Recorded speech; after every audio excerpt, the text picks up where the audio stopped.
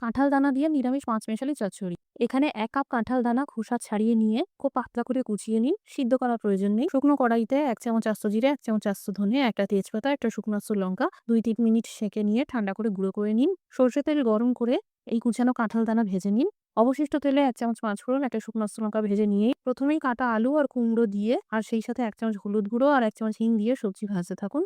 তারপর কেটে রাখা কাঁচকলা আর বরবটি দিয়ে আরো ৩-৪ মিনিট সবজিগুলো ভেজে নিন। মাঝে সামান্য লবণ মিশিয়ে কম আঁচে ঢাকা চাপা দিয়ে রাখুন। এতে সবজি নরম হয়ে যাবে। এরপর কাটা পটল আর বেগুন দিয়ে আবার ভালো করে মিশিয়ে নিয়ে ৩-৪ মিনিট ভেজে নিয়ে কম আঁচে ঢেকে রাখুন। সবজির মধ্যে থাকা জলের ভাপেই সবজি 70% সিদ্ধ হয়ে গেলে এই ভাজা কাঁঠাল দানা ৩ চামচ আদা বাটা জলে গুলে দিয়ে দিন। ভালো করে মিশিয়ে নেওয়ার পর দিয়ে দিন ১ গ্লাস গরম জল। স্বাদমতো লবণ দিয়ে ভালো করে মিশিয়ে নিয়ে কম আঁচে ঢেকে আরো ৫ মিনিটের জন্য সিদ্ধ করে নিন। সবশেষে ছোট চামচের মাপ করে ২ চা চামচ চিনি, ১ চামচ গরম মসলার গুঁড়ো আর তৈরি করা ভাজা মসলাটা দিয়ে ভালো করে মিশিয়ে নিন। কাঁঠাল দানা দিয়ে নিরামিষ পাঁচমেশালি চচ্চড়ি একদম তৈরি।